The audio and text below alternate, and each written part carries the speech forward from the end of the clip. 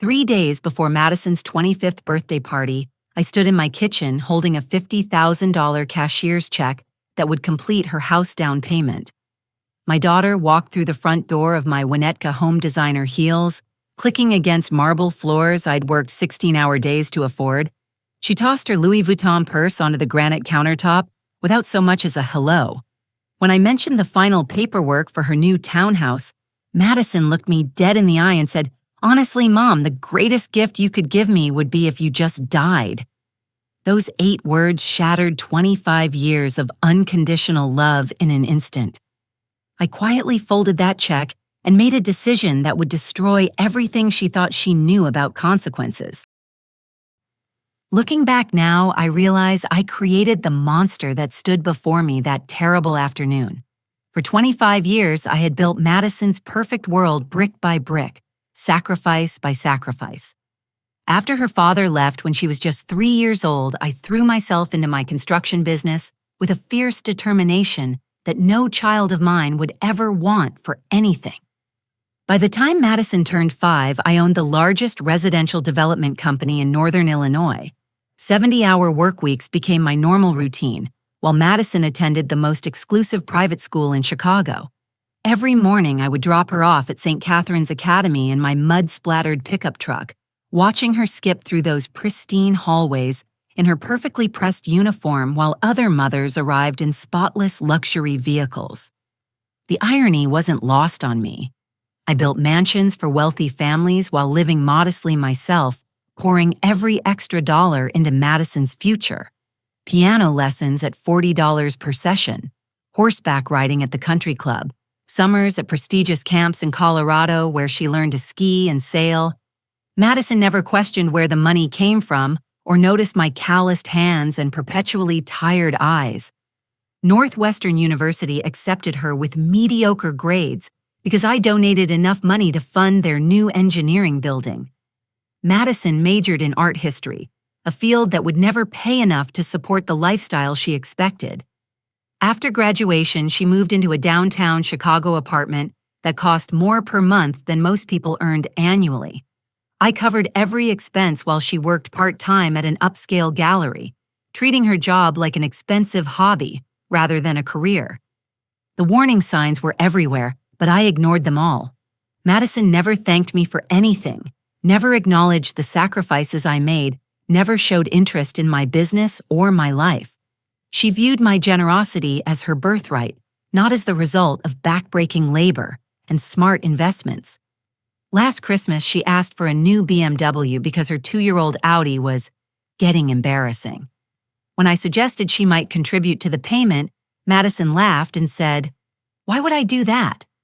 That's what you're for." The words stung, but I wrote the check anyway, telling myself she would mature eventually. The house situation began 6 months ago when Madison decided she was tired of apartment living.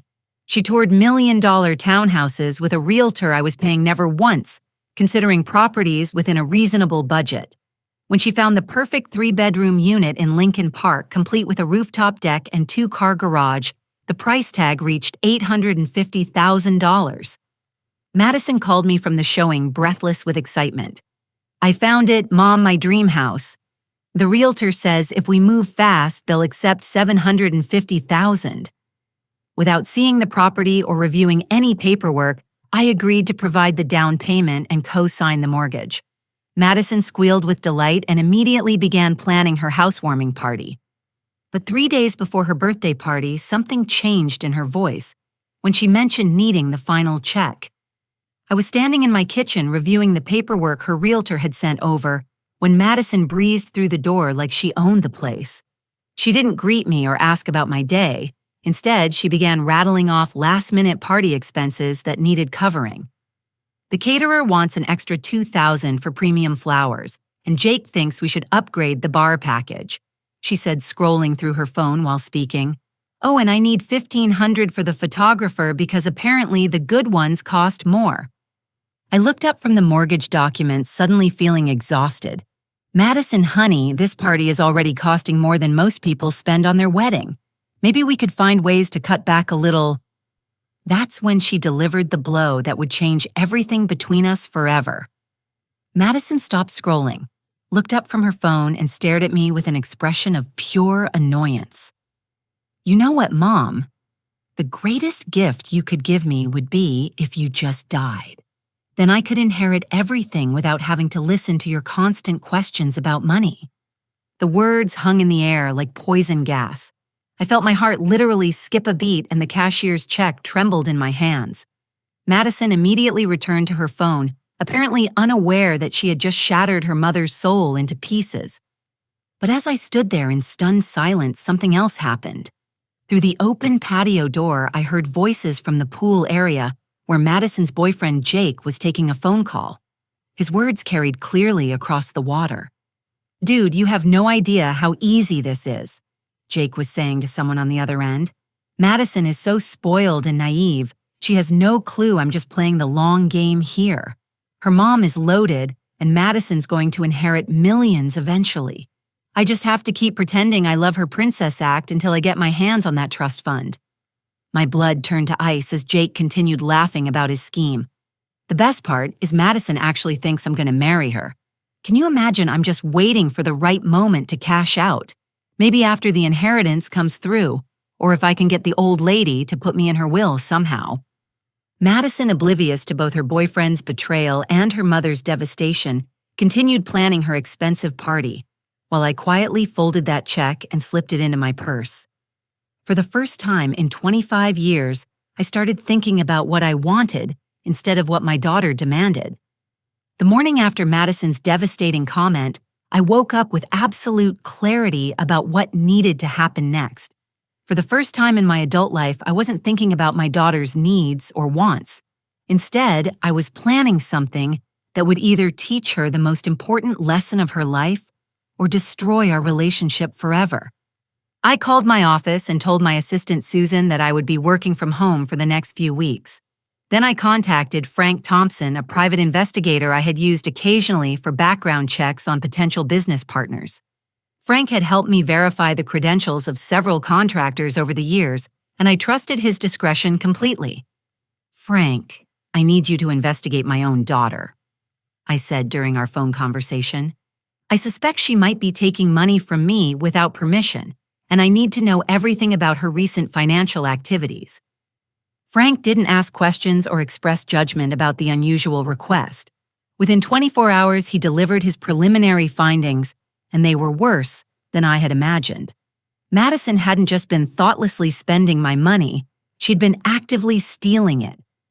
The bank records Frank obtained showed that Madison had been forging my signature on checks from my business account for the past 6 months. The amounts weren't huge individually, but they added up to over $30,000. She had been taking money to cover not just her own expenses, but also Jake's gambling debts and his lease payments on a motorcycle I never knew existed. Security footage from my bank showed Madison confidently walking up to teller windows with checks bearing my forged signature. She would chat pleasantly with the staff while cashing checks for amounts ranging from $1,500 to $4,000. The tellers knew her as my daughter and never questioned the transactions. Frank's investigation revealed even more disturbing details about Jake's financial situation. The man my daughter planned to marry owed over $60,000 to various bookmakers and had been taking cash advances on credit cards to pay minimum amounts. His gambling addiction had cost him 2 previous jobs and destroyed his relationship with his family. "Your daughter has no idea about any of this," Frank explained during our meeting at a quiet restaurant 30 miles from home. "Jake has been using her stolen money to keep his creditors from breaking his legs literally. He's in deep with some very dangerous people." But the most shocking discovery came when Frank showed me copies of text messages between Jake and his former girlfriend, Sarah. The messages revealed that Jake had been seeing Sarah throughout his entire relationship with Madison, and they were planning to skip town together as soon as Jake could get his hands on Madison's inheritance.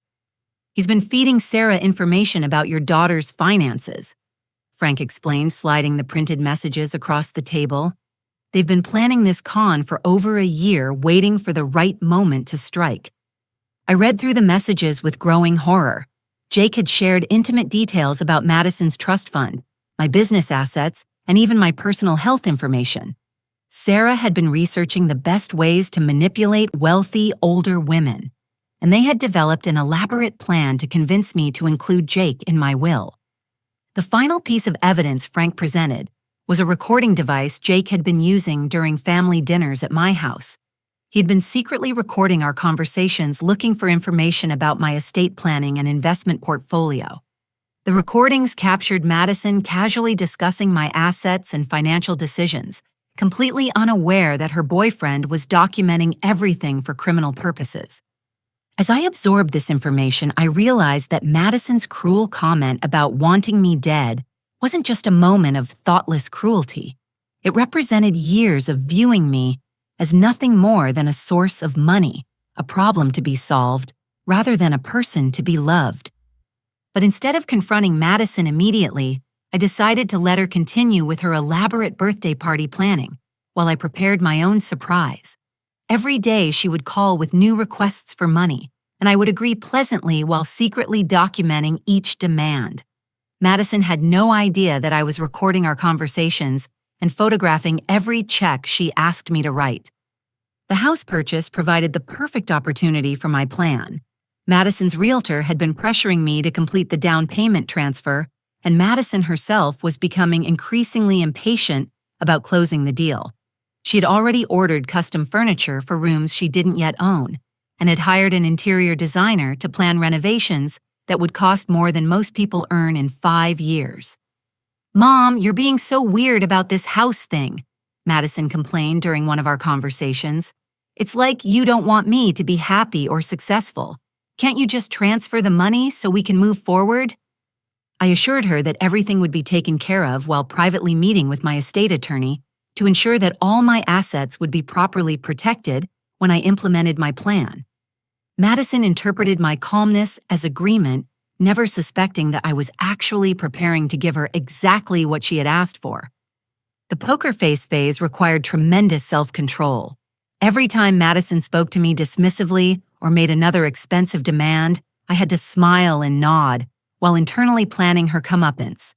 When Jake joined us for dinner and pretended to care about my day, I had to resist the urge to confront him about his lies and theft.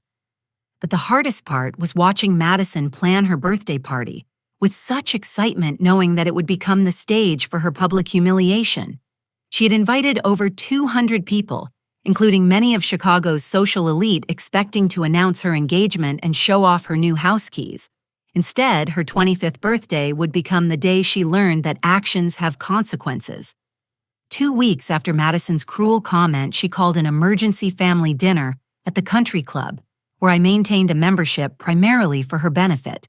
The Lakefront Country Club charged $15,000 annually in fees, plus additional costs for dining and events, but Madison loved the prestige and social connections it provided.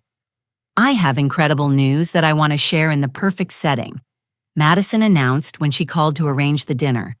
"Jake and I have been talking about our future, and we're ready to take the next step. I want you to be the first to know." I agreed to meet them at 7 o'clock on a Thursday evening, secretly hoping that Madison might finally acknowledge my sacrifices or express some gratitude for everything I had provided. Deep down, despite all the evidence Frank had gathered, part of me still hoped my daughter might surprise me with genuine appreciation. The country club's main dining room overlooked Lake Michigan, with floor-to-ceiling windows that showcased the sparkling water and Chicago skyline. Madison had reserved our favorite table by the window, the same spot where we had celebrated every important milestone in her life. I arrived precisely on time, dressed in the navy blue suit I wore for important business meetings. Madison bounced into the dining room 15 minutes late, her blonde hair perfectly styled and her makeup flawless. She wore a new dress I had never seen before, something that probably cost more than most people spent on groceries in a month. Jake followed behind her, looking uncomfortable in an ill-fitting suit that couldn't hide his nervous energy. "Mom, you look so serious," Madison said, kissing my cheek without actually making contact. "Tonight is supposed to be a celebration, so please try to look happier." We ordered our meals from the extensive menu, with Madison choosing the most expensive items available, while Jake studied the prices carefully. Throughout the appetizer course, Madison chattered about her upcoming birthday party, her new job responsibilities at the gallery, and her plans for redecorating my house to make it more suitable for entertaining her friends. Then, just as the main course arrived, Madison stood up and tapped her wine glass to get the attention of nearby diners. "Everyone, I have an announcement to make," she called out loudly enough for half the dining room to hear. "Jake proposed to me last night, and I said yes." The surrounding tables erupted in polite applause, while Madison extended her left hand to show off an engagement ring I had never seen before.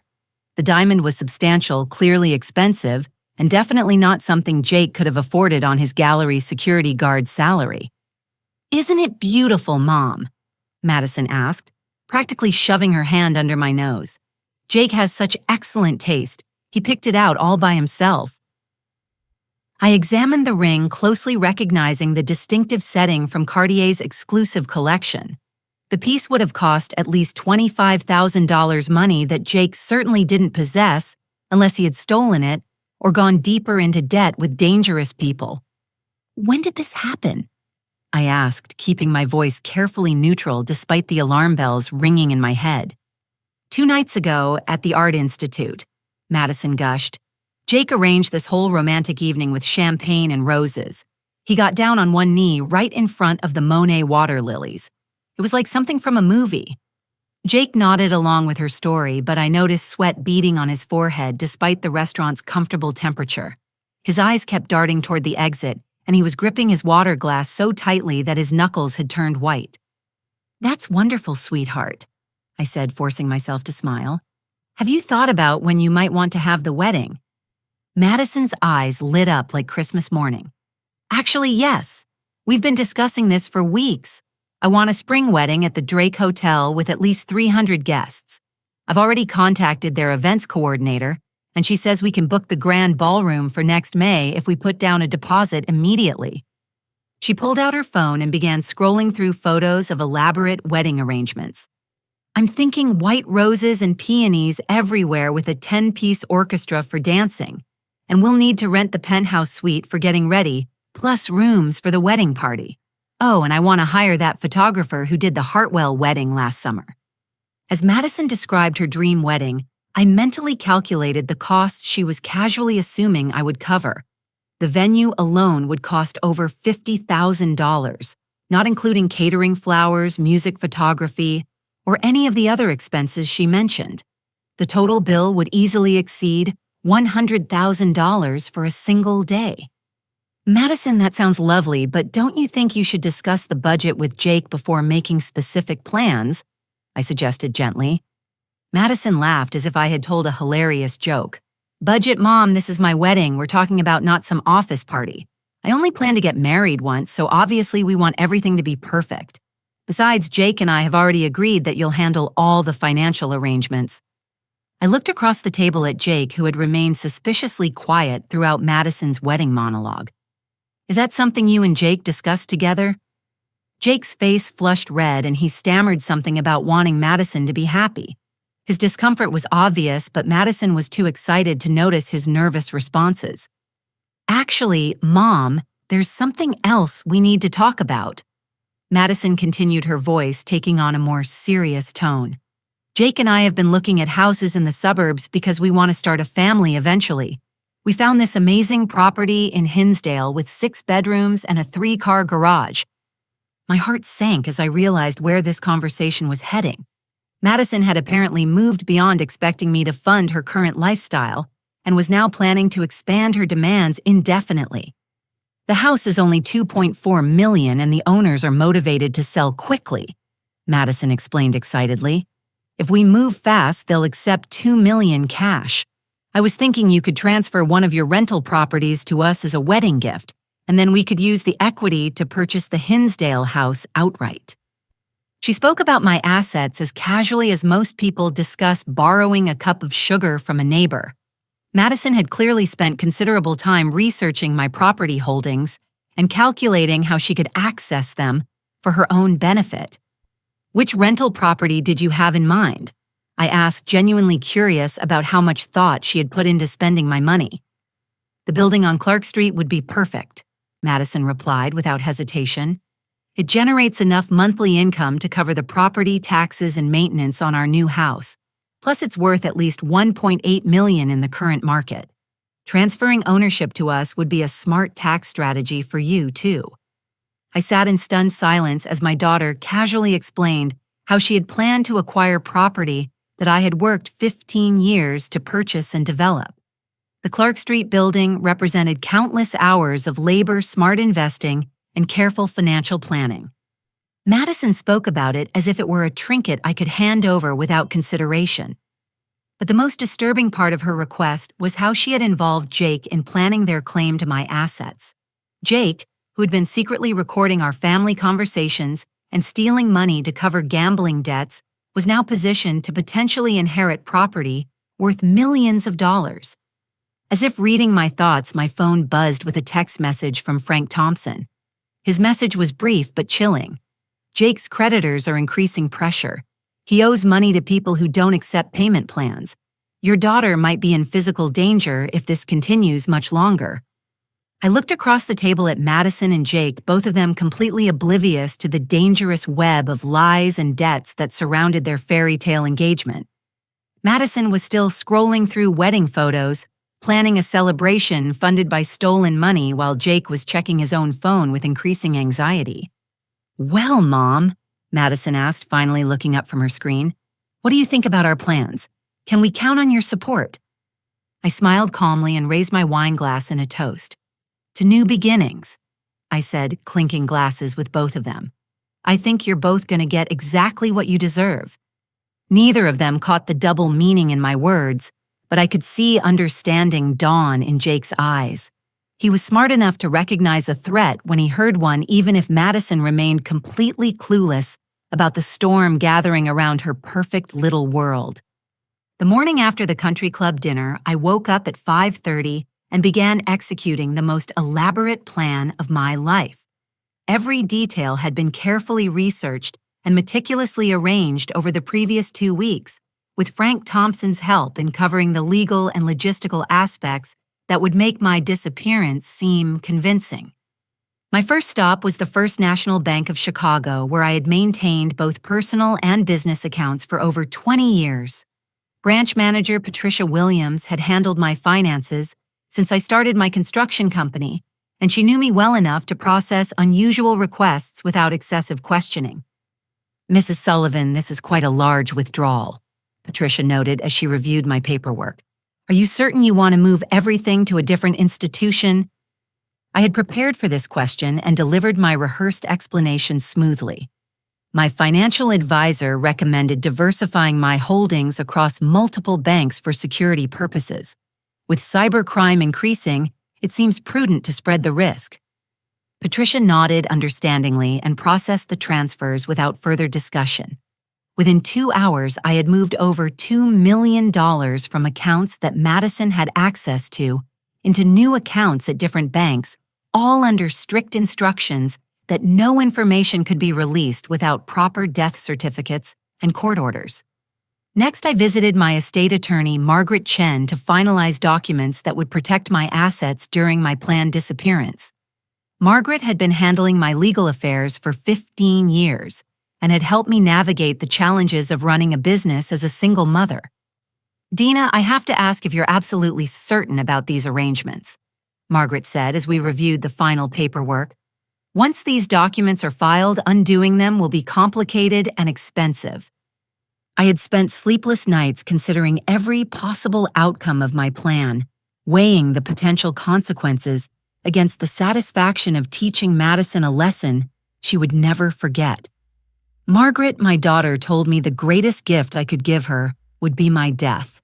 I'm simply granting her wish temporarily. The legal arrangements included transferring all my assets into trusts that would remain frozen until my death was either confirmed or disproven after 1 year. Madison would receive nothing during this period, and any attempts to access my money would be blocked by multiple layers of legal protection. By noon, I had completed all the financial and legal preparations for my disappearance. The next phase required careful timing and attention to detail that would convince everyone, including law enforcement, that Dina Sullivan had died in a tragic boating accident on Lake Michigan. I drove to Belmont Harbor, where I kept a 24-foot sailboat that Madison had always found boring and old-fashioned. "Why don't you get a yacht like normal rich people?" she had complained during our last sailing trip together. The irony of using this boat for my fake death wasn't lost on me. The weather conditions were perfect for my planned overcast skies, with strong winds that would create rough water conditions, ideal for a believable accident scenario. I had studied Coast Guard accident reports extensively and knew exactly what evidence would be required to support a presumption of death by drowning. Before leaving the marina, I placed a series of carefully planned phone calls that would establish my state of mind and activities leading up to my disappearance. I called Madison first, knowing she would be too busy with party planning to pay attention to details. "Honey, I'm going out on the boat to clear my head and think about everything we discussed last night." I told her voicemail when she didn't answer. "Your engagement news was quite a surprise, and I need some time to process all your plans." Next, I called my assistant, Susan, and left a similar message about needing solitude to consider some major business decisions. Finally, I called my doctor's office and left a message about feeling overwhelmed and depressed, which would support the theory that I might have taken my own life. Once on the water, I sailed to a predetermined location, about 3 miles offshore, where the depth exceeded 200 feet and underwater currents would make body recovery nearly impossible. I had practiced this route multiple times over the past 2 weeks, timing every aspect of the operation. At exactly 2:30 in the afternoon, I put my plan into action. I removed my jacket and left it draped over the boat's railing along with my purse, containing identification and credit cards. I scattered some of Madison's childhood photos across the deck as if I had been looking through them before my alleged suicide. Most importantly, I activated the boat's emergency beacon and radio system, then immediately disabled them again, creating evidence that I had tried to call for help during my final moments. The brief signal would be enough for Coast Guard records, while the quick cutoff would suggest that something had gone wrong before I could complete the distress call. Using scuba equipment I had purchased under a false name, I swam underwater to a predetermined location where Frank Thompson was waiting in a small motorboat. Frank had argued against this part of the plan, worried about the legal implications of helping stage a death, but I had convinced him that no actual laws were being broken since I wasn't collecting insurance money or defrauding anyone. "Are you absolutely sure about this, Dina?" Frank asked as he helped me into his boat. "Once this gets started, there's no taking it back without serious consequences." I looked back toward my abandoned sailboat already drifting away in the strong current and thought about Madison's cruel words and years of thoughtless exploitation. "Frank, I spent 25 years giving my daughter everything she wanted. Now I'm going to give her exactly what she asked for." We motored to a private marina 20 miles south, where Frank had arranged for a rental car under an assumed name. I had already checked into a small hotel in Indiana under the identity of Catherine Walsh, a fake persona complete with identification documents that Frank had helped me obtain through his network of contacts. From my hotel room, I watched Chicago news stations report the discovery of my abandoned boat and the subsequent search and rescue operation. Coast Guard helicopters circled the area where I had last been seen, while Marine units searched the shoreline for any signs of my body. Madison appeared on the evening news, tears streaming down her face, as she pleaded for anyone with information about her missing mother to contact authorities. "She was everything to me," Madison sobbed into the reporter's microphone. "I can't imagine life without her." The performance was convincing enough to fool the news crews, but I could see the calculation behind Madison's grief. Even as she wept for the cameras, I noticed her constantly checking her phone, probably trying to access bank accounts or contact financial advisors about her inheritance. Jake stood beside Madison during the interviews, playing the role of supportive boyfriend, while his eyes showed only concern about how my disappearance would affect his financial prospects. His gambling debts weren't going to disappear just because his potential mother-in-law was presumed dead. Over the next 3 days, I watched my own funeral preparations unfold on television and social media. Madison had quickly taken charge of arrangements planning an elaborate memorial service at the same country club where she had announced her engagement. The guest list included over 400 people, many of whom I barely knew, and Madison had hired professional photographers to document the event. But the most revealing part of watching my own death coverage was seeing how quickly Madison moved to access my assets. Frank's contacts in the banking industry reported that Madison had tried to withdraw money from my accounts within hours of my disappearance being reported. When those attempts failed, she hired a lawyer to begin probate proceedings and challenged the trust arrangements that protected my estate. Madison wasn't mourning my death. She was frustrated by the obstacles preventing her from spending my money immediately. The crocodile tears were just for public consumption, while she worked behind the scenes to claim her inheritance as quickly as possible. As I sat in my anonymous hotel room watching my daughter's performance on the evening news, I felt a mixture of sadness and satisfaction. Sadness that 25 years of love and sacrifice had come to this, but satisfaction that Madison was finally going to learn the consequences of taking people for granted. The real test would come when she realized that I had left her something much more valuable than money, a lesson about the difference between being loved and being useful. Unfortunately for Madison, she was about to discover that lesson the hard way. From my hotel room sanctuary in Gary, Indiana, I had a front row seat to watch Madison's carefully constructed world crumble in real time. The hotel's Wi-Fi connection allowed me to monitor social media news reports and even security cameras at properties I still controlled remotely. Frank Thompson provided additional intelligence through his network of contacts, keeping me informed about developments I couldn't observe directly. The first crack in Madison's facade appeared just 48 hours after my death, when she attempted to access my primary checking account to pay for funeral expenses. The bank's automated system denied her request, triggering a phone call to customer service that Frank's contact recorded for my review. "What do you mean I can't access my mother's account?" Madison's voice was sharp with frustration rather than grief. "She's dead. I'm her only heir, and I need money for her funeral arrangements right now."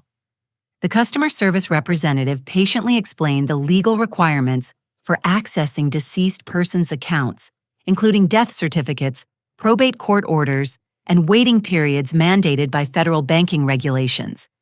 Madison's responses grew increasingly hostile as she realized that my money wasn't immediately available to her. "This is ridiculous," Madison snapped during the recorded call. "I have bills to pay and a wedding to plan. My mother would want me to have access to everything immediately." The bank representative noted that even with proper documentation, estate settlement typically required months of legal proceedings. Madison hung up abruptly, apparently unaware that her tantrum had been documented and would be available for review by estate attorneys. Meanwhile, Jake's gambling debts were creating their own crisis.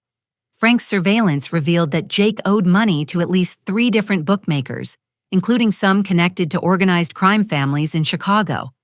With my presumed death, cutting off his access to easy money through Madison Jake's creditors, were losing patience with his promises and excuses. Security cameras at Madison's apartment building captured the first visit from Jake's creditors. On the same day, she tried to access my bank account.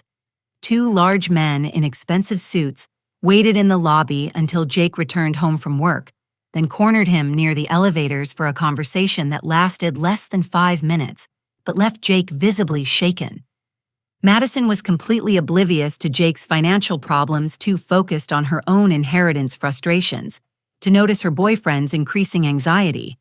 Frank's audio surveillance of their apartment revealed arguments that exposed the true nature of their relationship. "Why are you being so weird about money all of a sudden?" Madison demanded during one particularly heated exchange. "My mother is dead, which means we're about to inherit millions of dollars. Can't you just relax and let the lawyers handle everything?" Jake's response was telling, "Madison, you don't understand how these things work. The money might be tied up for months or even years. We need to have backup plans." "Backup plans for what?" Madison asked, genuinely confused.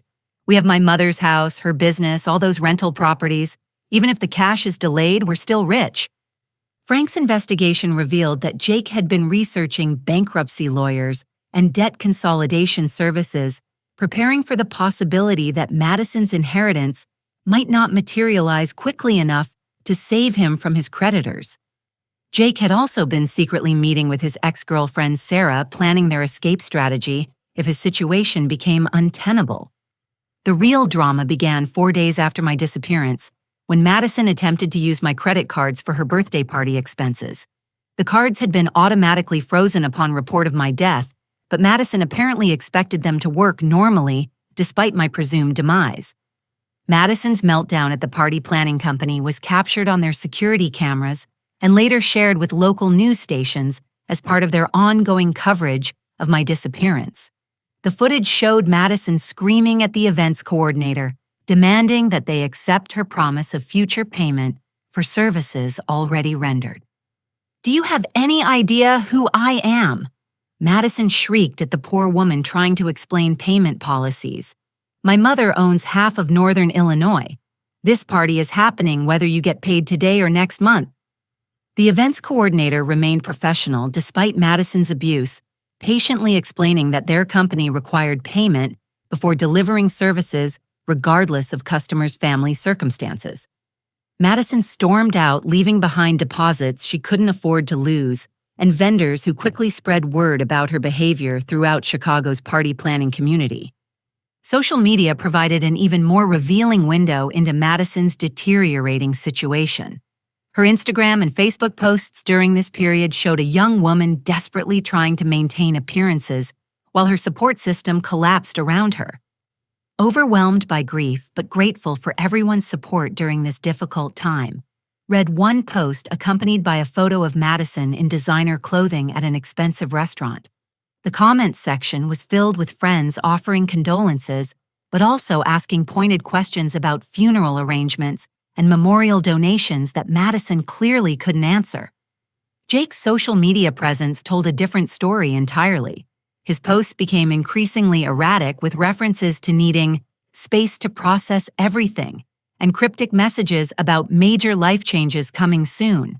Frank's monitoring revealed that Jake was actually communicating with his creditors through coded social media messages, desperately trying to buy more time before they took more aggressive collection actions. The breaking point came exactly 1 week after my disappearance during Madison's own birthday party. Despite the financial obstacles, Madison had insisted on proceeding with a scaled-down version of her original celebration, hoping to maintain her social standing while privately struggling with mounting bills and frozen assets. The party took place at a suburban banquet hall rather than the luxury venue Madison had originally selected, with cash bar service and limited catering options that reflected her reduced budget. Many of the 200 invited guests attended, drawn by curiosity about the daughter of the presumed dead businesswoman rather than genuine celebration. Frank had arranged for discreet surveillance of the event, positioning himself among the catering staff to document what would become Madison's most humiliating public moment. The disaster began when Madison stood to thank everyone for attending and announced her engagement to Jake. "I know this has been a difficult time for everyone, but Jake and I want you to know that we're moving forward with our plans," Madison declared to the assembled crowd. "My mother would have wanted us to be happy, and we're excited to start our new life together." As Madison spoke about their upcoming spring wedding and house purchase plans, Jake was having an intense, whispered conversation with a woman near the back of the room. Frank's telephoto lens captured images of Sarah, Jake's ex-girlfriend, who had apparently decided to attend Madison's party for reasons that became clear within minutes. Jake's public humiliation of Madison was swift and brutal. As Madison finished her engagement announcement and invited guests to congratulate them, Jake walked to the front of the room and took the microphone from her hands. "Actually, I need to make an announcement of my own," Jake said, his voice carrying clearly through the banquet hall's sound system. "Madison, I've been lying to you about everything. I never loved you, and I'm not going to marry you. I was only dating you because of your mother's money." The room fell silent as Madison stared at Jake in shock and disbelief. "What are you talking about?" she whispered loud enough for the microphone to pick up her words. I've been seeing Sarah the whole time we've been together, Jake continued, gesturing toward his ex-girlfriend, who waved cheerfully from the back of the room. We've been planning to take your inheritance money and disappear together, but since your mother managed to lock everything up before she died, there's no point in continuing this charade. Madison's face went white as she absorbed Jake's words in front of 200 witnesses. You're lying, she stammered. This is some kind of sick joke. Jake laughed cruelly and handed the microphone back to Madison. Check your jewelry box when you get home. I sold that diamond necklace your mom gave you for Christmas to pay my gambling debts. I've been stealing from you for months, just like you've been stealing from her. With that devastating revelation, Jake walked across the room to Sarah, kissed her passionately in front of everyone, and left Madison standing alone on the small stage. The banquet hall erupted in shocked whispers and cell phone cameras as guests documented Madison's humiliation for social media posterity. Frank's surveillance captured Madison's complete breakdown as the reality of her situation finally sank in. Without Jake's emotional support, without access to my money, and without the respect of her social circle, Madison was truly alone for the first time in her adult life. The aftermath of the birthday party was swift and merciless. Videos of Jake's betrayal spread across social media within hours, accompanied by commentary from people who had always resented Madison's privileged lifestyle. Former friends shared stories about Madison's entitled behavior, creating a viral narrative that painted her as a spoiled princess getting her comeuppance. But the real consequences were financial rather than social. With Jake gone and my assets frozen, Madison couldn't pay rent on her expensive apartment or maintain the lifestyle she had always taken for granted. The house purchase fell through when she couldn't provide the down payment, and her part-time gallery job couldn't begin to cover her monthly expenses. From my hotel room, I watched my daughter's world collapse with a mixture of sadness and satisfaction. Madison was finally learning that money doesn't buy love, that relationships require mutual respect, and that actions have consequences. The lessons were harsh, but they were also necessary. The question now was whether Madison would learn from this experience or simply wait for my resurrection to rescue her from the consequences of her own choices. Either way, she was about to receive one final surprise that would determine the ultimate outcome of our story. 3 weeks after my death, I watched from my hotel room as estate attorney Margaret Chen's assistant delivered a sealed envelope to Madison's apartment building. Frank Thompson had coordinated the timing to ensure Madison would be home to receive the letter, personally making her reaction part of his surveillance record. The envelope bore my law firm's letterhead and was marked, "Personal and confidential, Madison Sullivan only." Inside was a letter I had written during those dark days after her cruel comment, when I was still deciding whether to proceed with my elaborate plan or simply confront her directly about the theft and disrespect. Madison's building security cameras captured her accepting the delivery with obvious curiosity. She'd been expecting news about my estate for weeks, growing increasingly frustrated with the legal delays that prevented her from accessing what she believed was rightfully hers. This official-looking correspondence seemed to promise answers to her financial predicament. Frank had positioned himself in the coffee shop across from Madison's building, using high-powered surveillance equipment to monitor her apartment windows. He watched Madison tear open the envelope, eagerly expecting documents that would unlock my frozen assets and restore her comfortable lifestyle. Instead, she found a 5-page handwritten letter that would shatter every assumption she had made about my death, my feelings toward her, and her future financial security. I had spent hours crafting each sentence, ensuring that my words would have maximum emotional impact while explaining exactly why I had chosen this extreme method of discipline. The letter began with the revelation that would hit Madison like a physical blow. My dearest daughter, if you are reading this letter, then you have discovered that I am not actually dead. I am very much alive and have been watching your behavior for the past 3 weeks with a mixture of heartbreak and vindication. Frank reported that Madison dropped into her apartment's window frame as if her legs had given out. She continued reading with obvious shock, her free hand covering her mouth as the full scope of my deception became clear. The letter continued with a detailed explanation of everything I had witnessed and discovered over the past 6 months. Madison, I know about the $30,000 you stole from my business account by forging my signature. I know about Jake's gambling debts and his plan to steal my inheritance with his girlfriend Sarah. I know about the secret recordings he made during our family dinners and his complete lack of genuine feeling for you.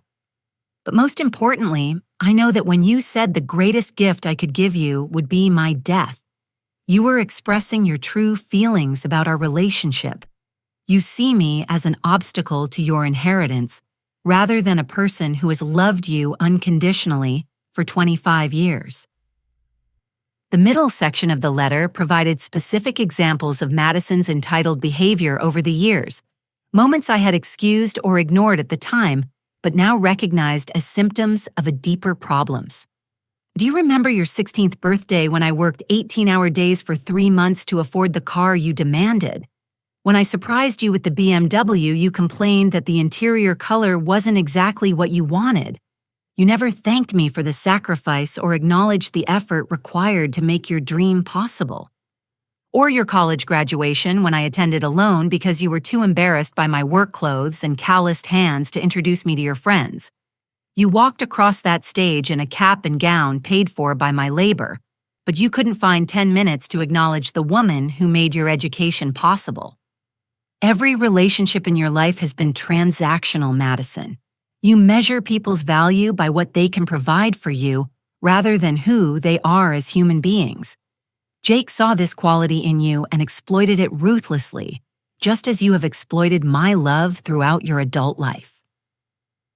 The letter's most devastating section addressed Madison's comment about wanting me dead.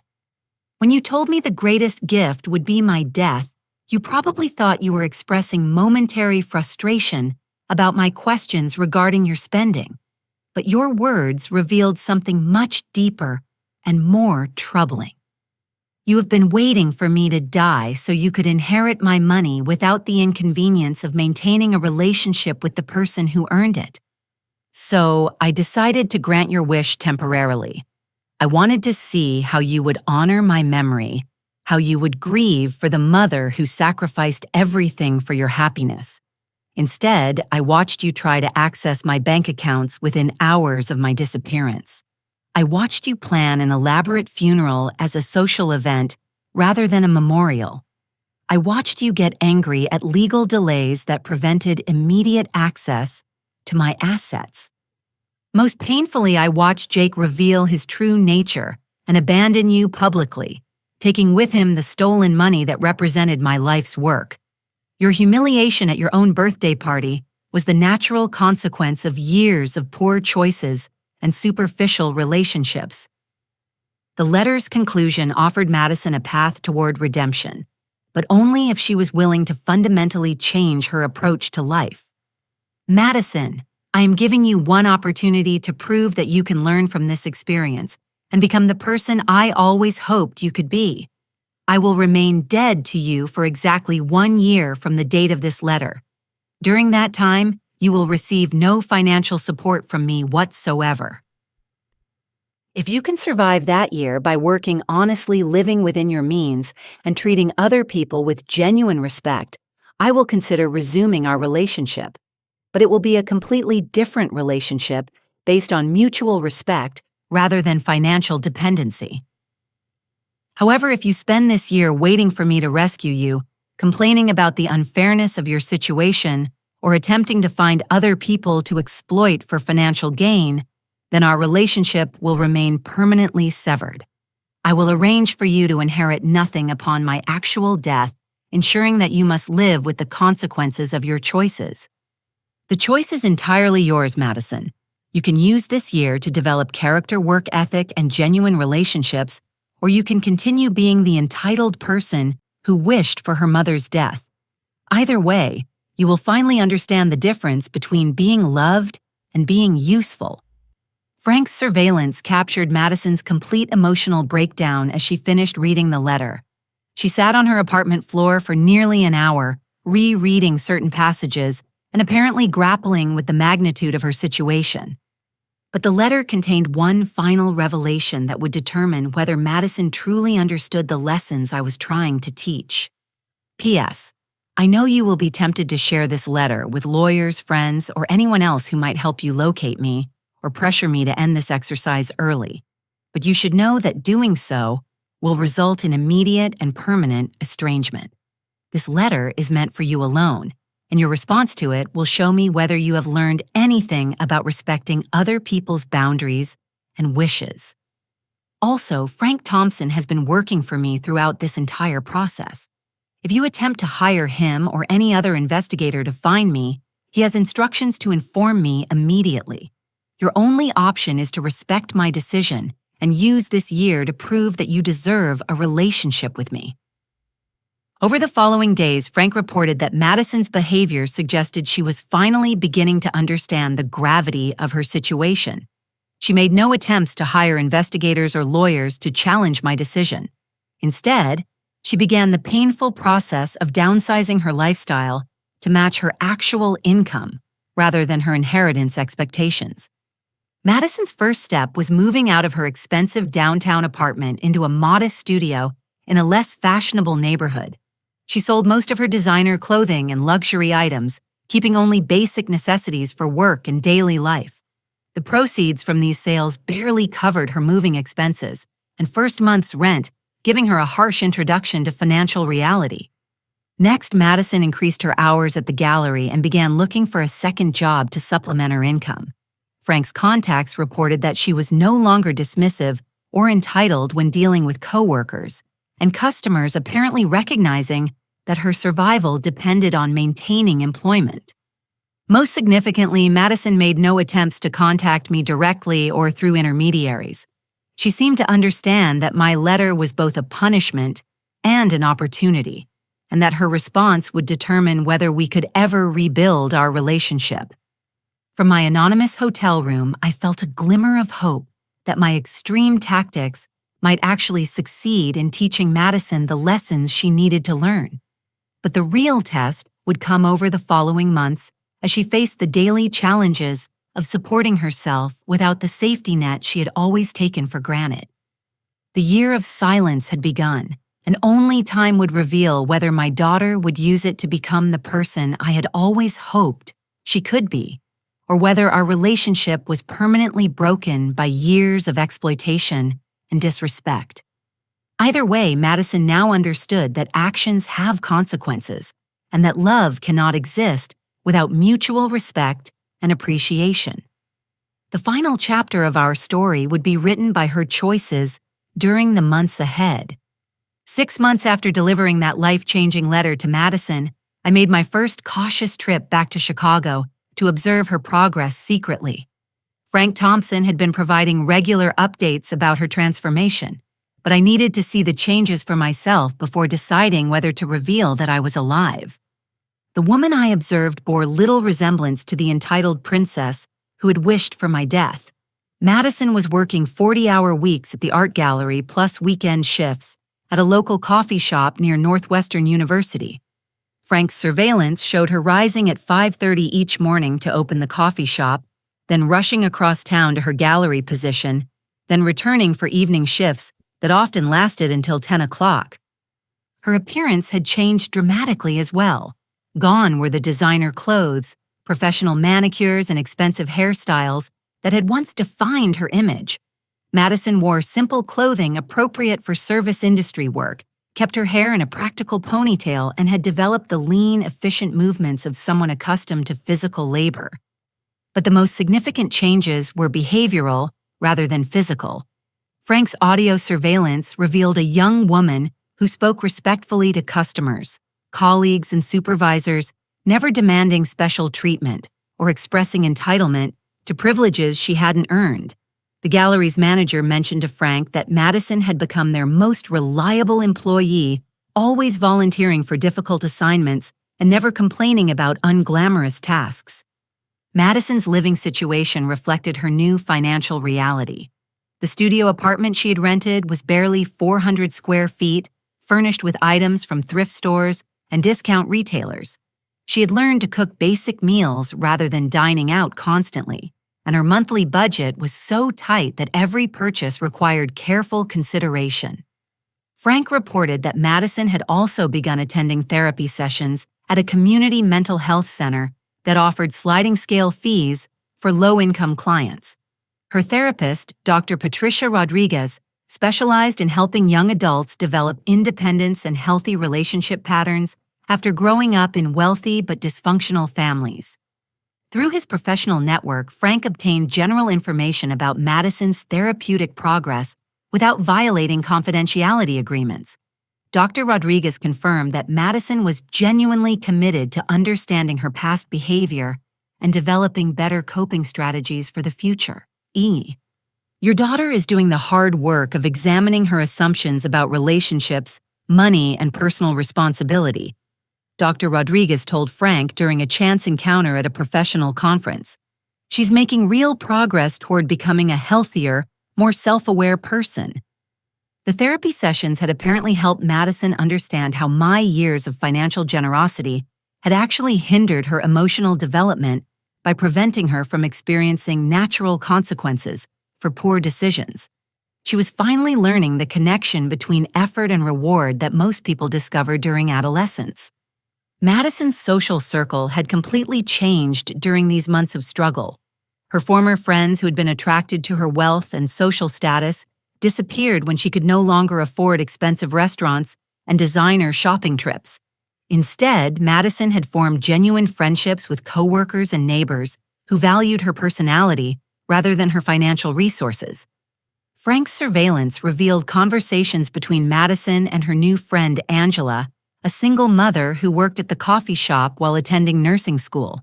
Their discussions focused on practical concerns like budgeting, career planning, and personal growth, rather than the superficial topics that had dominated Madison's previous relationships. I used to think my mom was being controlling when she asked questions about my spending, Madison told Angela during one conversation Frank recorded. Now I realized she was trying to teach me responsibility, but I was too spoiled to listen.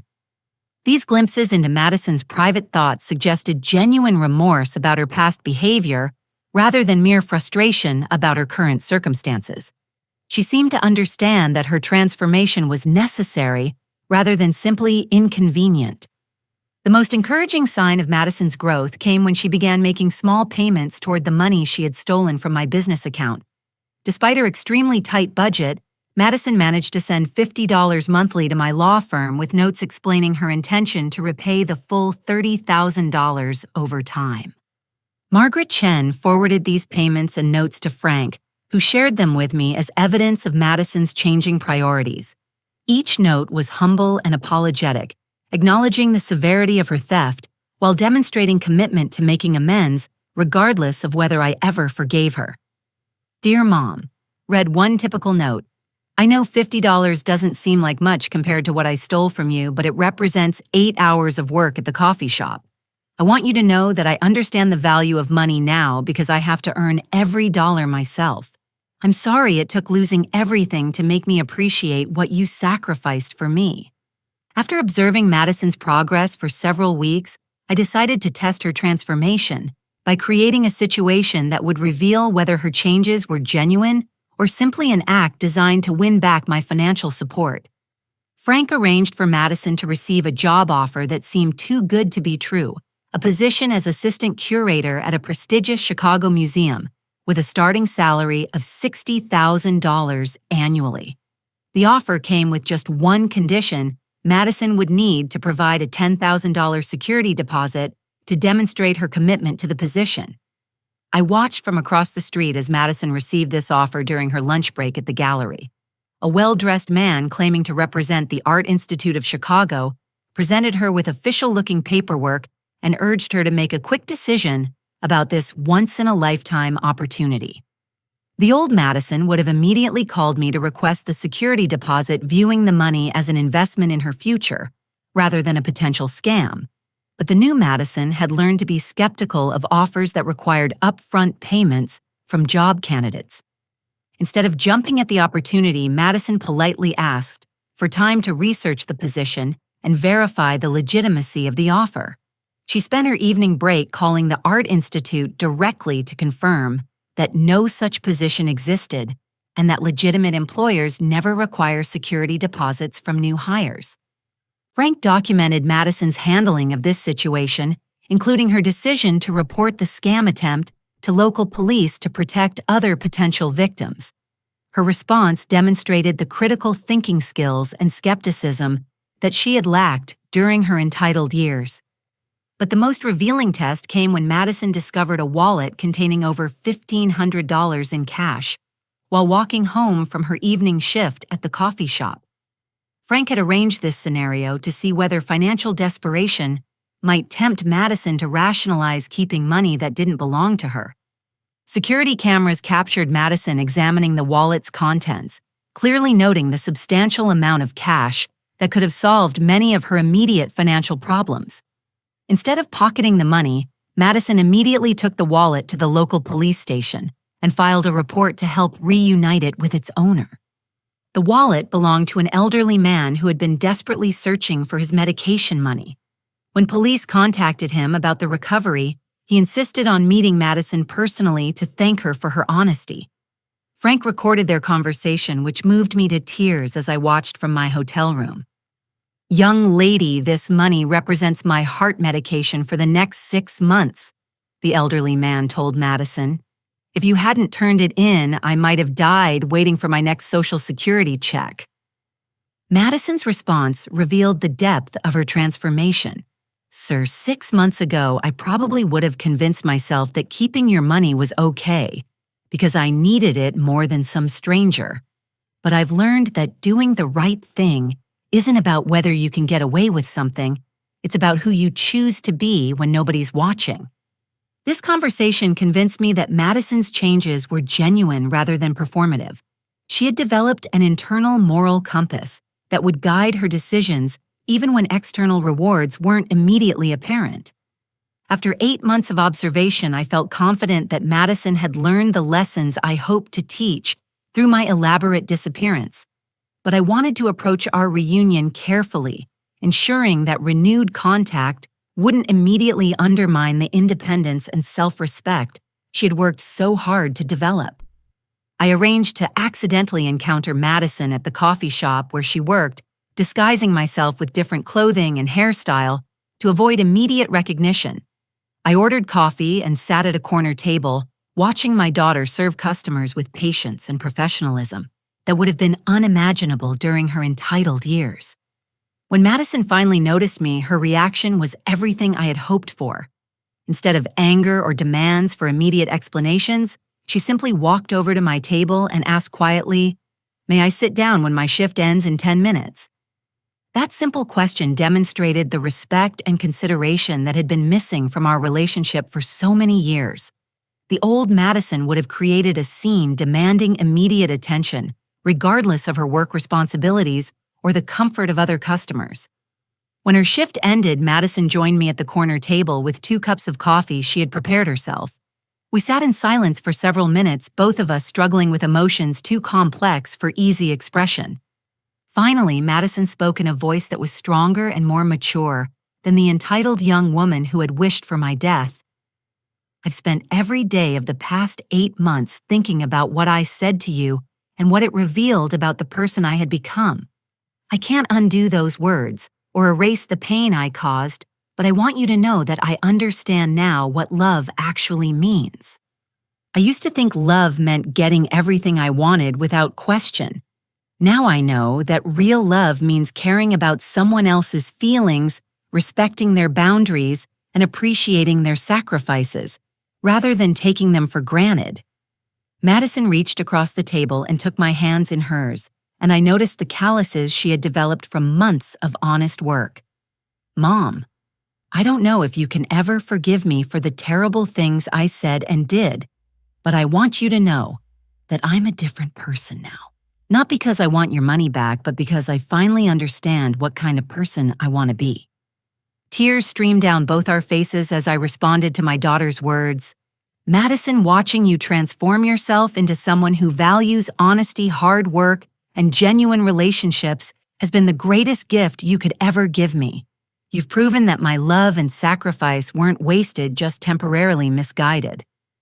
I'm proud of the woman you've become, not because of what you've achieved, but because of how you've chosen to respond to adversity. You could have spent this year feeling sorry for yourself or looking for someone else to blame, but instead, you used it to develop character and strength. Our reunion wasn't immediate or dramatic.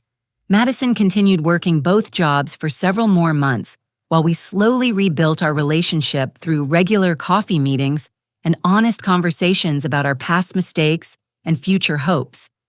I gradually began providing limited financial support, but only for necessities like healthcare and educational expenses, not for luxury items or lifestyle upgrades. Madison accepted this arrangement gratefully, understanding that our new relationship was based on mutual respect rather than financial dependency. When Madison finally felt confident about her financial stability, she left the coffee shop but kept her gallery position, having discovered a genuine passion for art history that went beyond her previous superficial interest.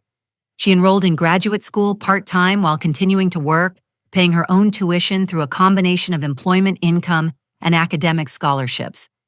Most importantly, Madison never again took my love or support for granted. She expressed gratitude, regularly respected my boundaries consistently, and made decisions based on her own values rather than external pressure or entitlement. Today, 3 years after that terrible day when she wished for my death, Madison and I have a relationship that's stronger and healthier than ever before. She's engaged to a social worker named Michael who loves her for her character rather than her bank account, and they're planning a modest wedding that reflects their shared values rather than social expectations. Madison has never asked me to pay for her wedding, her house, or any other major expense. Instead, she and Michael are saving money together while building a relationship based on partnership rather than financial calculation. When I offered to contribute to their wedding expenses, Madison politely declined, explaining that she wanted to celebrate their commitment with money they had earned together. The lessons Madison learned during our year of separation have shaped every aspect of her adult life. She's developed genuine friendships, found meaningful work, and created a relationship with Michael that's based on love rather than convenience or financial gain. But perhaps most importantly, Madison has learned to value the things that money can't buy: integrity, respect, genuine connection, and the satisfaction that comes from overcoming challenges through honest effort. These lessons have made her stronger, happier, and more confident than she ever was during her entitled years. As I watch Madison build her new life, I'm grateful for the courage I found to stage my own death rather than simply enabling her destructive behavior indefinitely. It was the hardest thing I ever did as a mother, but it was also the most loving because it forced Madison to discover her own strength and worth. Sometimes love means saying no, setting boundaries, and allowing people to experience the consequences of their choices. Madison needed to lose everything she thought she wanted in order to discover what she actually needed: self-respect, genuine relationships, and the knowledge that she could survive and thrive through her own efforts. The greatest gift I ever gave my daughter wasn't money or material possessions. It was the opportunity to become the person she was always capable of being once she stopped depending on my resources and started developing her own character. If you've ever struggled with setting boundaries with entitled family members or wondered whether tough love actually works, I'd love to hear your thoughts in the comments below. Have you ever had to make a difficult decision to help someone you love learn an important lesson? How did you find the courage to stick to your boundaries when it would have been easier to just give in? Please like this video if Madison's transformation gave you hope that people really can change when they're motivated to do so. Subscribe to hear more stories about families learning to navigate complex relationships with love, respect, and healthy boundaries. And share this story with anyone who might benefit from understanding the difference between enabling someone and truly helping them grow. Thank you for joining me on this emotional journey. I hope Madison's story reminds you that it's never too late to learn from your mistakes, and that real love sometimes requires difficult decisions that ultimately make everyone stronger and happier. Remember, the greatest gift we can give the people we love isn't always what they want, but sometimes it's exactly what they need to become their best selves.